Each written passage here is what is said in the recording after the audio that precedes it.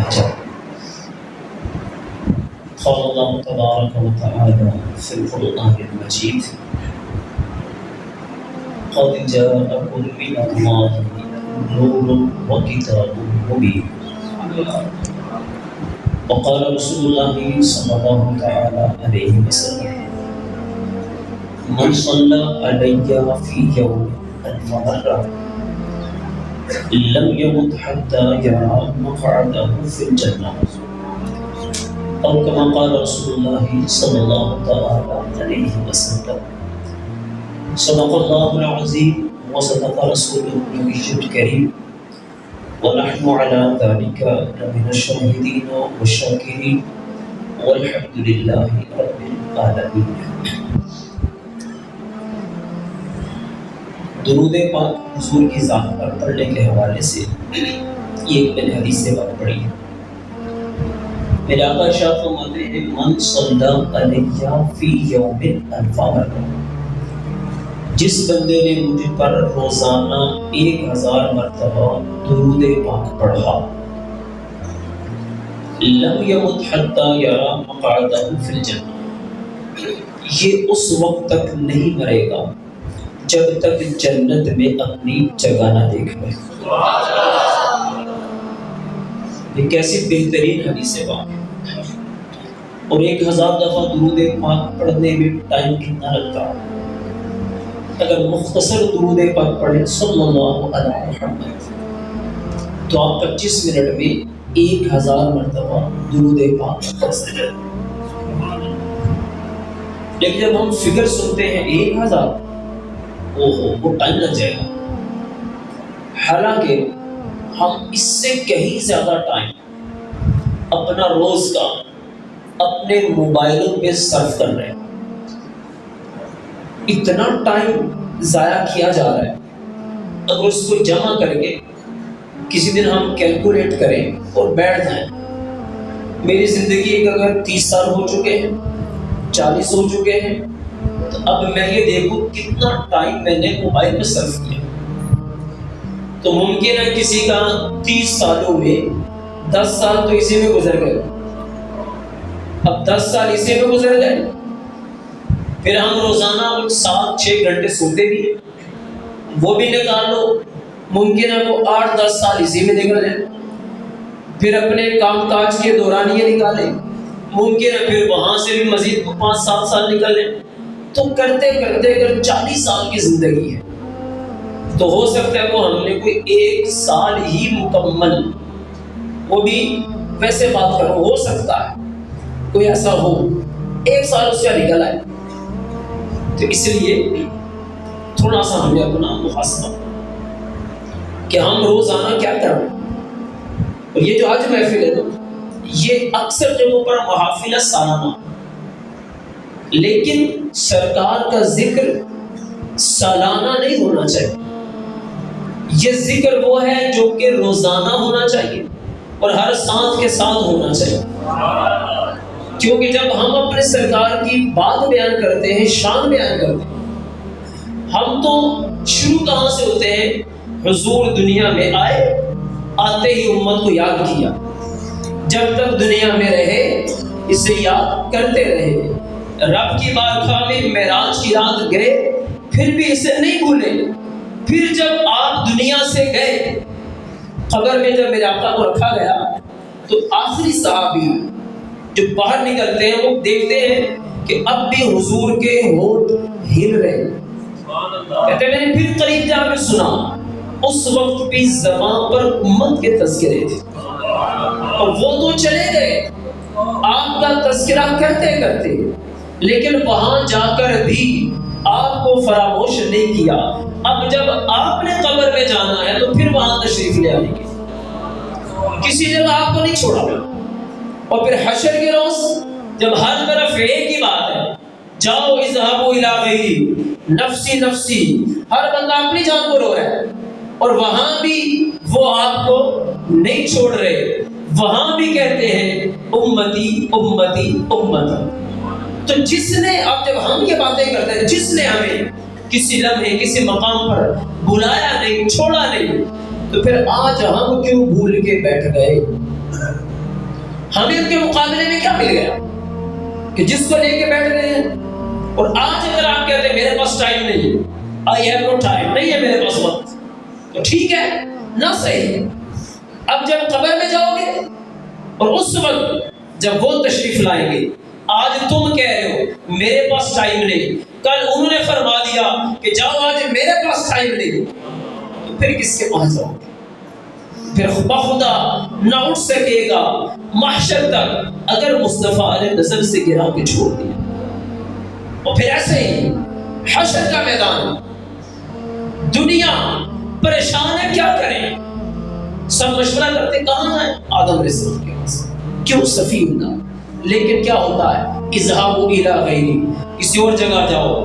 پھرتے پھراتے میرے آقا سید اعلیٰ حضرت اسی بات کو بیان فرماتے ہیں، خلیل و نجی، مسیح و صفی، سبھی سے کہیں بھی بنی، سب جگہ گئے نا، سب سے عرض کی، کچھ بنا نہیں، سب جگہ پھر پھرا کے کہاں ہوا یہ خلق پھری، کہاں سے کہاں تمہارے، سب جگہ سے پھر پھرا کے یہی۔ اب سب کہہ رہے ہیں اذهبوا الی غیری، اذهبوا الی غیری، کہیں اور جاؤ، اور آپ کیا کہہ رہے ہیں؟ انا اللہ، میں ہوں تمہارے، انا صاحبکم، آج تمہارا کوئی ساتھی نہیں، آج میں تمہارا ساتھی۔ تو جب سب چھوڑ گئے، وہ بہت پیار کرنے والی ماں قبر میں آپ کے ساتھ نہیں جاتی، دن رات آپ کے لیے ایک کر دینے والا آپ کا باپ، وہ بھی آپ کو کندھوں پہ اٹھا کر لے جائے گا اور قبر میں چھوڑ کے وہ بھی واپس آئے گا۔ تو وہاں کون آ رہا ہے؟ کوئی بھی نہیں آ رہا۔ اگر وہاں کوئی آ رہا ہے تو وہ میرے آقا کی ذات تشریف لا رہی ہے۔ تو کم از کم یار اتنا تو آپ 25 منٹ نہیں نکال سکتے؟ ایک بزرگ کا واقعہ ہے، قاضی ایاز رحمۃ اللہ تعالیٰ، بہت بڑے بزرگ گزرے، لیکن توبہ سے پہلے ڈاکو تھے،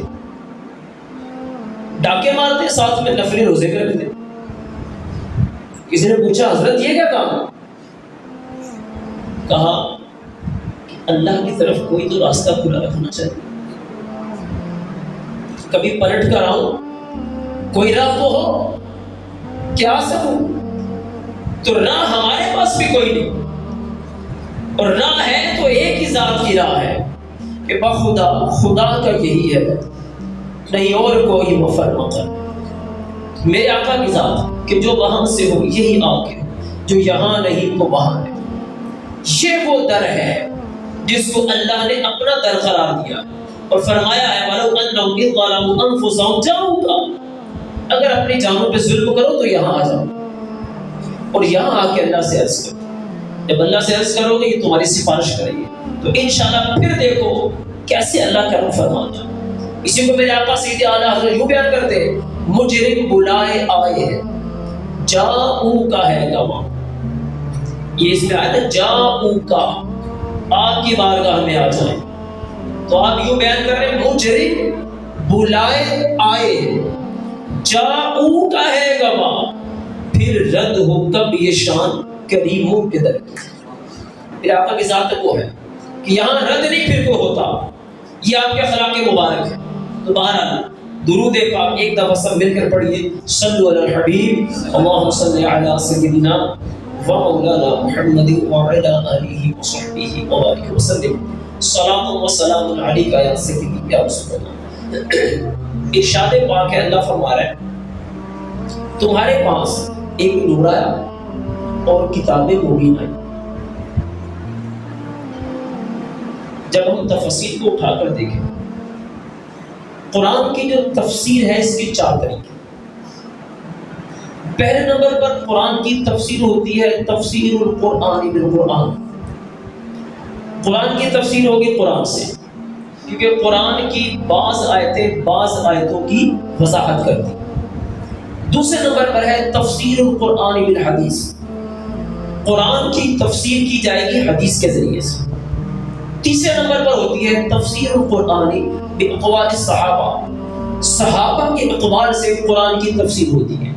اور چوتھے نمبر پر ہوتی ہے تفسیر القرآن باقوال المجتہدین، جو مجتہد علماء ہیں ان کے کلام سے قرآن کی تفسیر کی جاتی ہے۔ یہ تو ہے 4 طریقے۔ جس کے مطابق قرآن کی تفسیر ہوتی ہے۔ تو اب ہم دیکھتے ہیں اللہ بیان کر رہا ہے ہم نے تمہاری طرف ایک نور کو بھیجا، تمہارے پاس ایک نور آ گئے۔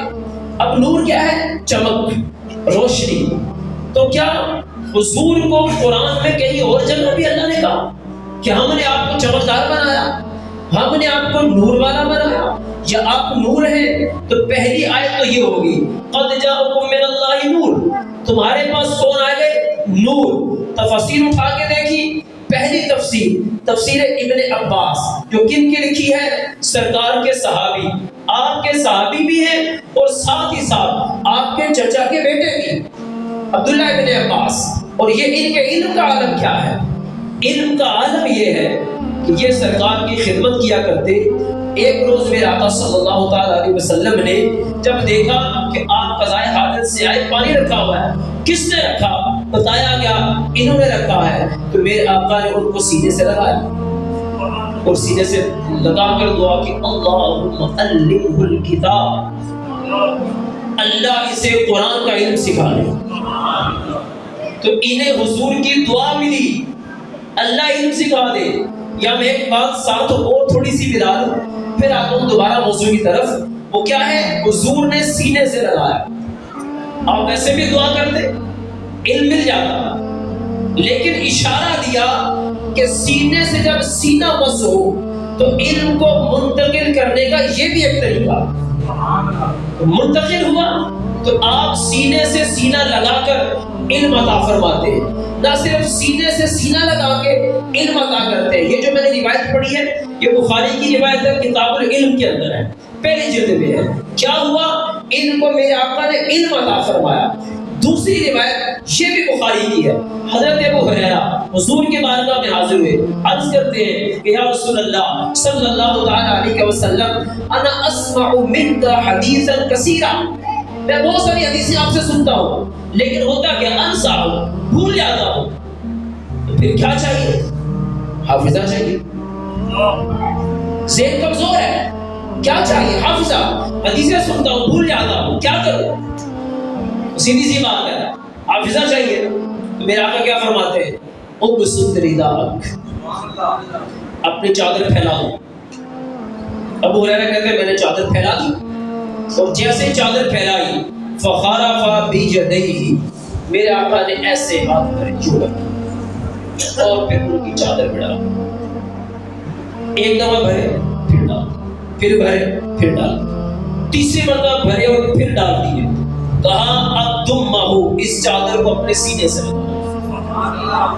ابو ہریرہ کہتے ہیں میں نے چادر کو سینے سے لگایا، اور اس کے بعد واللہ جب بھی سرکار سے جو حدیث سنی ہے اس کے بعد سے لے کر آج تک جو بھی سنا ہے وہ نہیں بھولا۔ تو دیکھیں ہاتھ اس میں کیا دیا؟ حافظہ، سینے سے سینہ ملایا، علم دے دیا۔ اسی کو حضرت یوں فرماتے ہیں کہ مالک کونین ہے، گو پاس کچھ رکھتے تھے۔ مالک کونین ہے، گو پاس کچھ رکھتے نہیں، لیکن دو جہاں کی نعمتیں ہیں ان کے خالی ہاتھ۔ چلو ایک بات اور ساتھ میں ملا دوں، بخاری ہی کی روایت میں یہ میں آپ کو اشاروں کی بات بتانا چاہوں کہ دیکھیں سرکار نے ہاتھ ایسے کیے، حافظہ آ گیا۔ لیکن یہاں ایک سوال ہے، سوال یہ ہے کہ کیا میں اور آپ آج تک ہم سنتے آئے کہ حافظہ ہے جناب، اس کا حافظہ بڑا کمزور، اس کا حافظہ بڑا مضبوط، یہ وہ ذہین آدمی ہے، یہ بڑا ذہن کے اعتبار سے کمزور ہے۔ تو یہ حافظہ کیا چیز ہے؟ یہ کہاں ہے؟ یہ کدھر ہے؟ کیا آپ کو مجھے پتا ہے کہاں رکھا ہے؟ کوئی پتہ نہیں، لیکن ہے تو صحیح، اللہ کی مخلوق ہے، مخلوق ہے، تخلیق ہے اس کی، لیکن ہے کہاں؟ نہ مجھے پتا نہ آپ کو پتا۔ جنت میں ہے، آسمانوں میں ہے، زمین پہ ہے، مدینے میں ہے، مکے میں ہے، کہاں رکھا ہے نہیں پتا، لیکن ہے تو صحیح، کہیں تو رکھا ہے۔ اور لیکن بات یہ ہے کہ جہاں بھی تھا، جس جگہ تھا ہمیں معلوم نہیں، لیکن جیسے میرے آقا نے ایسے ہاتھ کیے، جہاں بھی تھا آپ کے ہاتھوں میں آ گیا، اور جب آ گیا تو آ گیا تھا، ابھی فرما دیا۔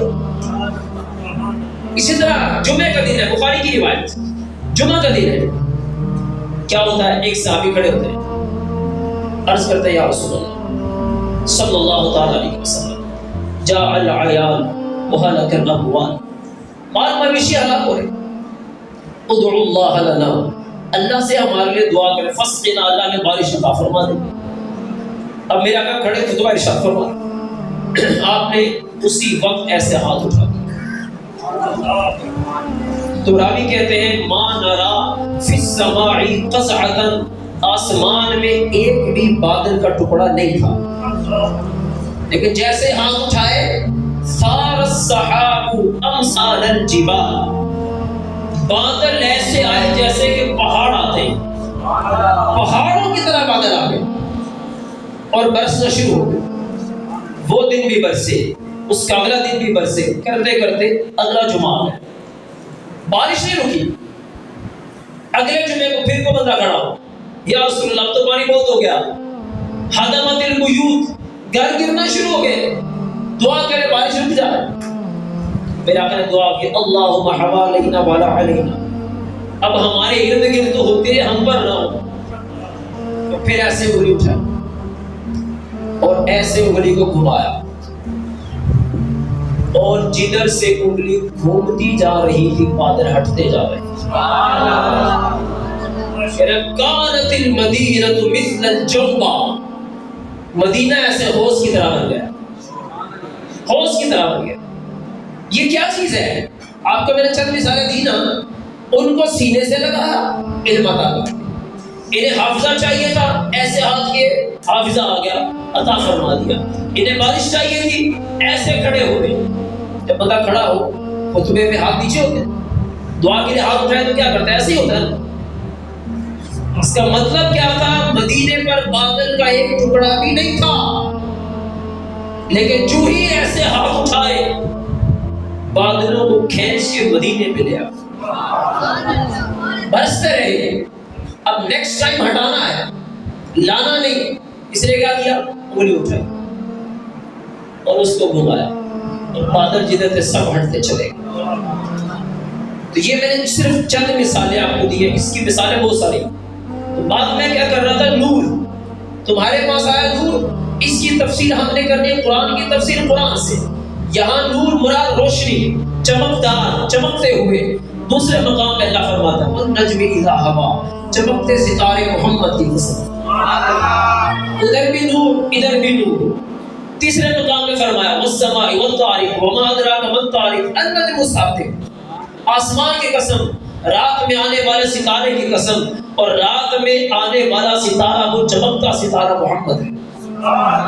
چوتھے مقام میں اللہ فرماتا ہے یا ایھا النبی انا ارسلناک شاہدا ومبشرا ونذیرا وداعیا الی اللہ باذنہ وسراجا منیرا، ہم نے آپ کو چمکتا ہوا سورج بنایا ہے۔ سورج بھی نور، ستارہ بھی نور، چاند بھی نور، سارے یہ بھی نور، اور میرے اللہ نے میرے آقا کو بھی نور بنا۔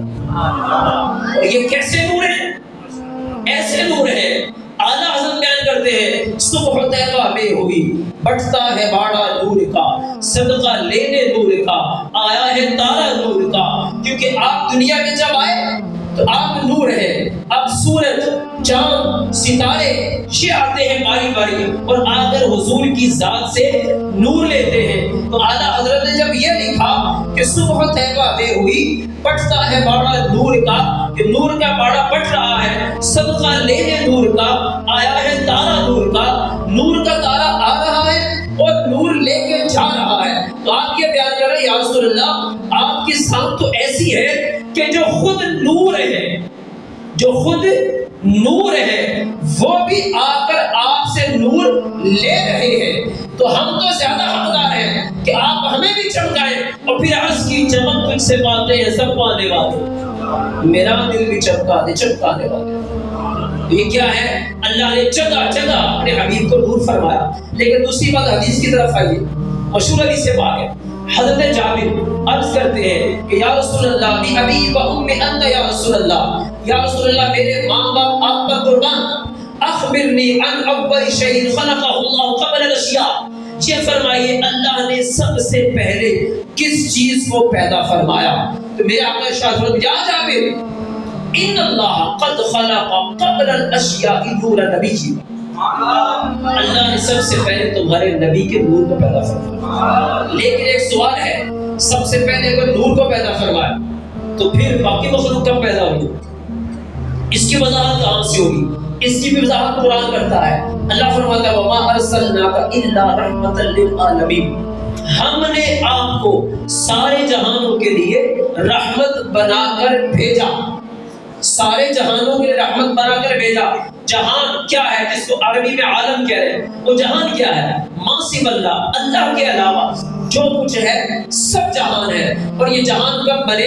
جب اللہ نے پہلی مخلوق بنائی، لوح بنایا، قلم بنایا، فرشتے بنائے، زمین بنائی، آسمان بنائے، یہ سب پہلے بنے۔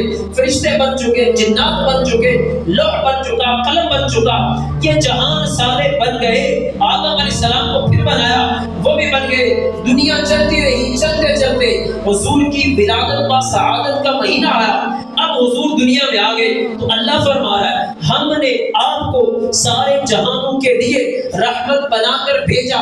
جب آپ سارے جہانوں کے لیے رحمت ہیں تو آپ تو اب دنیا میں آئے، اب اس کے بعد سب کے لیے رحمت ہیں۔ جو پہلے سارے جہان گزر گئے ان کے لیے رحمت کون ہے؟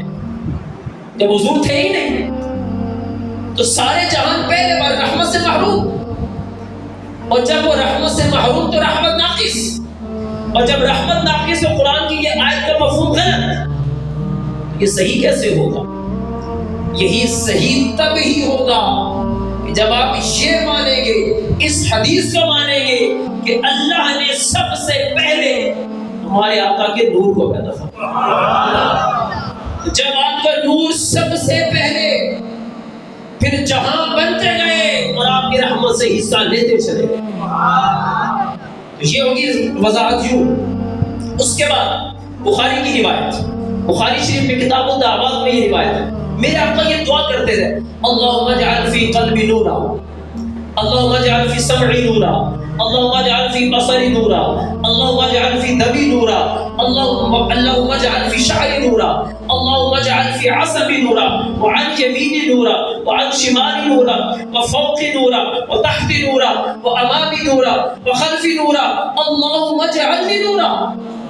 اللہ میرے قلب کو بھی نور سے بھر دے، میری آنکھوں کو بھی نور سے بھر دے، میرے کانوں کو بھی نور سے بھر دے، میرے جسم کا روا روا نور سے بھر جائے، میرے خون کا قطرہ قطرہ نور علی نور ہو جائے، آگے بھی نور ہو، پیچھے بھی نور ہو، دائیں بھی نور ہو، بائیں بھی نور ہو، اور عرض کے اللہ کو سراپا کو ہی نور بنا۔ ہمارا پتہ عقیدہ کیا ہے؟ آپ نوری بشر ہیں۔ حضور کیا ہے؟ بشر بھی ہیں، نور بھی ہیں، اور یہ میرے آقا کا معجزہ ہے۔ لیکن کیا ایسا ہو سکتا ہے کہ ایک ذات میں دو چیزیں جمع ہو جائیں، بشر بھی ہو نور بھی ہو؟ کیا یہ ہو سکتا ہے؟ بالکل ہو سکتا ہے۔ اس کی ہمارے پاس کیا دلیل؟ قرآن بیان کرتا ہے۔ جب جبرائیل علیہ السلام آتے ہیں حضرت مریم رضی اللہ تعالیٰ عنہ کے پاس آتے ہیں، اللہ فرماتا ہے وَأَرْسَلْنَا إِلَيْهَا رُوحَنَا، ہم نے اپنی روح کو بھیجا ان کی طرف، یعنی جبرائیل، فَتَمَثَّلَ لَهَا بَشَرًا سَوِيًّا، جب ان کے سامنے آئے تو وہ نور بشر بن گئے۔ کیا اس وقت وہ نور تھے یا نہیں؟ نور بھی تھے، بشر بھی تھے۔ تو پتہ چلا قرآن سے ایک ذات میں دو چیزیں جمع ہو سکتی ہیں۔ اگلی روایت بخاری میں آ جائیے، میں نے قرآن کی آیت بیان کی، اب حدیث کی طرف آتے ہیں۔ حدیث بھی بخاری کی، حدیث نمبر 2، کتاب الوحی، حدثنا عبد الله بن يوسف قال اخبرنا مالك عن هشام بن عروة عن ابيه عن عائشة ام المؤمنين رضي الله تعالى عنها ان الحارث بن هشام سأل رسول الله صلى الله تعالى عليه وسلم، عرض کرتے ہیں یا رسول اللہ صلی اللہ تعالی علیہ وسلم کیف یأتیک الوحی، فقال رسول اللہ صلی اللہ تعالی علیہ وسلم احیانا یأتینی مثل صلصلۃ الجرس وهو اشده علی، واحیانا یتمثل لی الملک رجلا فیکلمنی فاعی ما یقول۔ اس میں شام عرض کرتے ہیں یا رسول اللہ یہ فرمائیے آپ کے پاس وحی کیسے آتی؟ میرے آقا کیا فرماتے ہیں؟ احیانا، سم ٹائم، کبھی کبھی ایسا ہوتا ہے یأتینی مثل صلصلۃ الجرس، کیسے آتی ہے؟ جیسے میں اس کو بجاؤں ایک گھنٹی کی آواز، تو سمجھ میں آیا کیا بات بیان؟ نہیں سمجھ گئی؟ لیکن وہ گھنٹی کی آواز جب آتی ہے تو میرے آقا فرما رہے ہیں فقد وعیت عنہ ما قال یا ما یقول، جو کچھ اس وحی میں بیان ہوتا ہے ادھر وحی ختم ہوتی ہے ادھر سب میں یاد کر چکا ہوں۔ اب گھنٹی کی آواز ہے، مجھے آپ کو کیا سمجھ آ رہی؟ لیکن اللہ نے اپنے حبیب کو بنایا ایسے۔ اب اس کو میں ایک دلیل بیان کر دوں کیسا بنایا۔ قرآن میں اللہ فرماتا ہے ہم نے جس بھی نبی کو دنیا میں بھیجا بلسان قومی، اس جس قوم میں وہ آئے اس قوم کی زبان میں بھیجا۔ جس بھی نبی کو بھیجا کس میں بھیجا؟ اس قوم کی زبان میں، یعنی اگر قوم کی زبان ہے عربی تو نبی کی زبان بھی عربی، قوم کی زبان ہے سریانی تو نبی کی زبان بھی سریانی، قوم کی زبان ہے عبرانی تو نبی کی زبان بھی عبرانی۔ اب وہ جس قوم میں نبی آئے انہی کی جو قوم تھی جو بولی تھی اللہ نے ان کو وہ سکھا دی۔ ٹھیک، تو حضور کو اللہ نے کس قوم کی طرف بھیجا ہے؟ وَمَا أَرْسَلْنَاكَ إِلَّا رَحْمَةً لِّلْعَالَمِينَ، وہ بھائی سارے جہانوں کی طرف بھیجا ہے۔ تو جب سارے جہانوں کی طرف بھیجا ہے تو سارے جہانوں کی بولیاں بھی آپ کو سکھا دی۔ اب جانور آ کر بولے آپ سمجھ رہے، پتھر آ کر بولے آپ سمجھ رہے، درخت کلام کرے آپ سمجھ رہے، گھنٹی میں اللہ کا کلام آئے آپ سمجھ رہے ہیں۔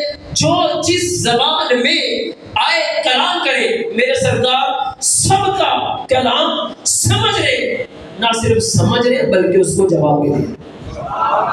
تو یہ آیت بیان کر دی ہے بلسان قومی۔ تو اللہ نے میرے آقا کو جب ساری کائنات کی طرف بھیجا تو پھر سب کی زبانیں بھی آپ کو اللہ نے ساری سکھا دی، کیونکہ خود سوچئے جب بھیجا گیا ہے ایک قوم کی طرف ان کو تبلیغ کرنی ہے، اب ان کی زبان میں تبلیغ ہوگی، اور پھر اگر وہ کچھ کلام کرے گا تو آتی ہوگی تو سمجھیں گے۔ اور یہی بات تھی کہ کائنات کی ہر چیز یہ جانتی تھی کہ یہ اللہ کے نبی، اور جب ہر چیز یہ جانتی ہو یہ اللہ کے نبی تو پھر کیا اللہ کے نبی نہیں جانتے کہ یہ میرا امتی ہے؟ مخلوق ساری جان رہی اور مثالیں جا بجا، لیکن چونکہ میں جس ٹاپک کو چھڑا اس طرف آ رہا ہوں، کہا کیا نور، یہاں میں نے حدیثیں بیان کی کہ نور ایک ذات میں دو چیزیں جمع ہو سکتی ہیں، قرآن نے بھی بتایا حدیث نے بھی بتایا۔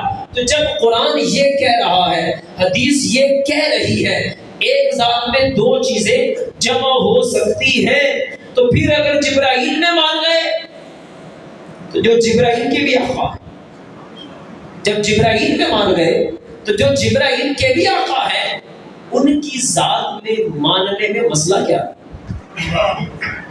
مسئلہ کوئی نہیں، سمجھنے کی بات ہے۔ اب نور کے کچھ اشارات اللہ نے بنایا نور۔ پہلے ایک مشہور حدیث بیان کروں آپ کو، بروز قیامت کیا ہوگا؟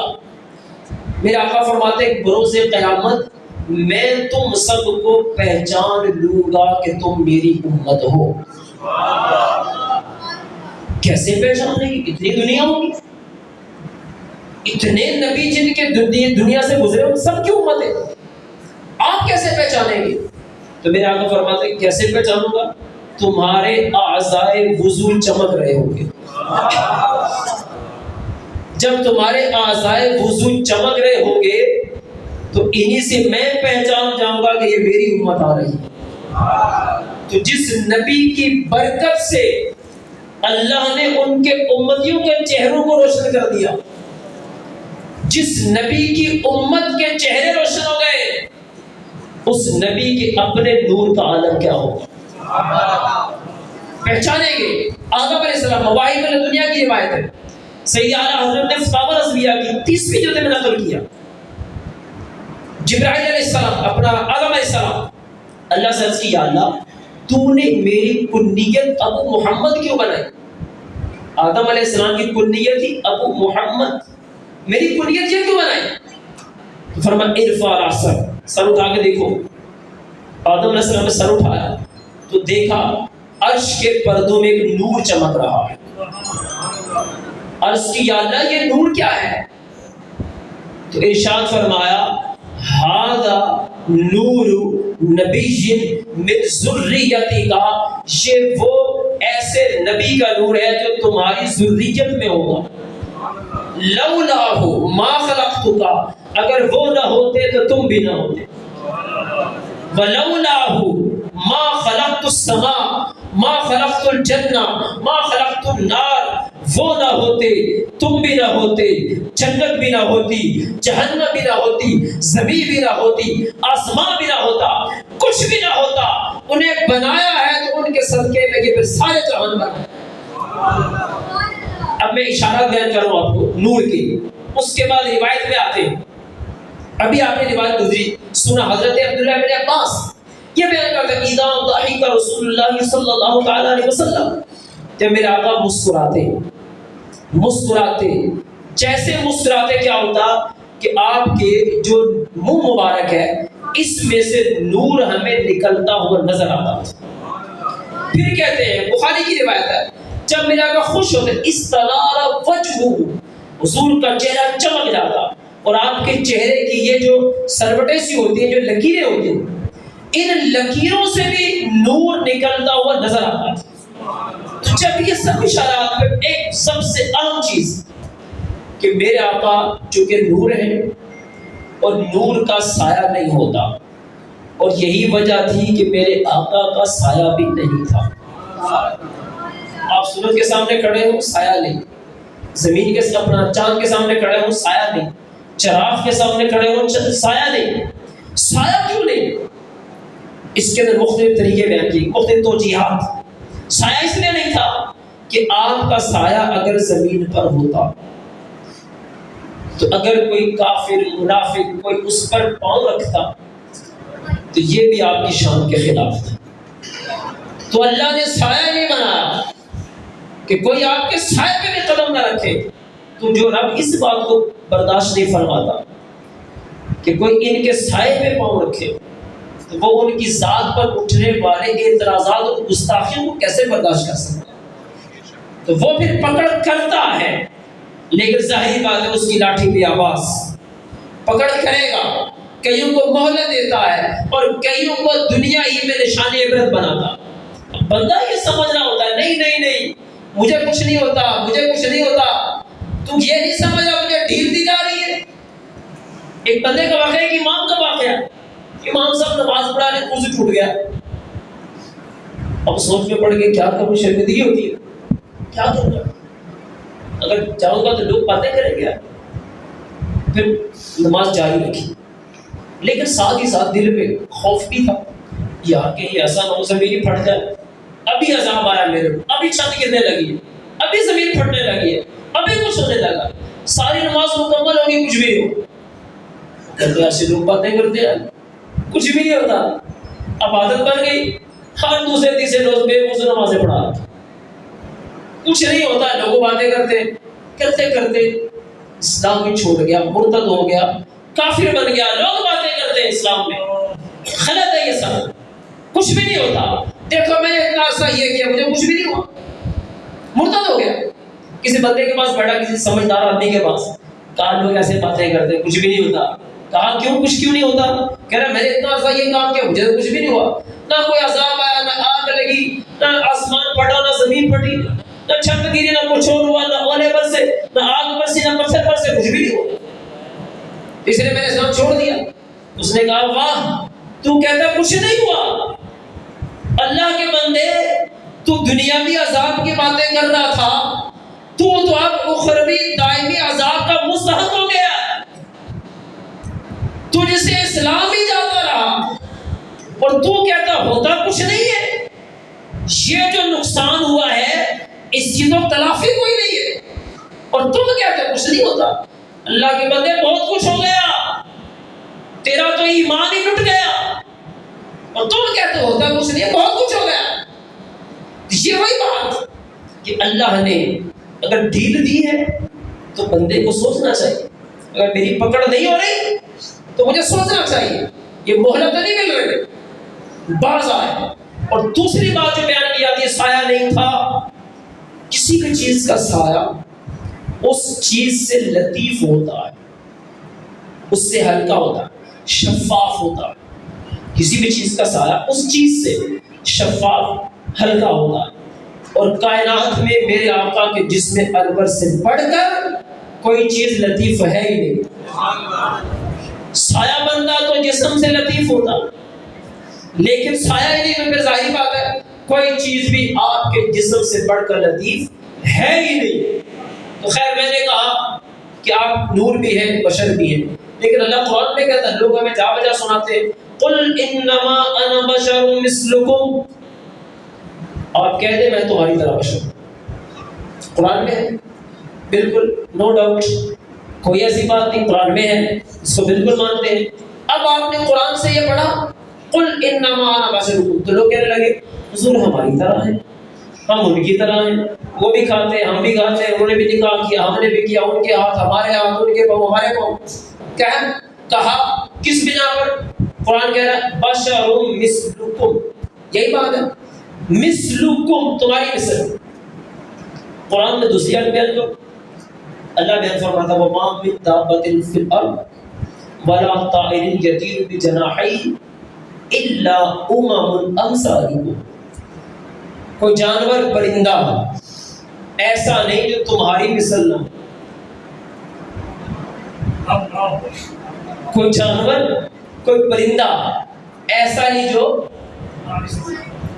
کب کہوں جو یہ کہتے ہیں حضور ہماری طرح، تو بولو میں ہم کتے کی طرح، بولتے کیوں نہیں پھر؟ بولو ہم کتے کی طرح، ہم گدھے کی طرح۔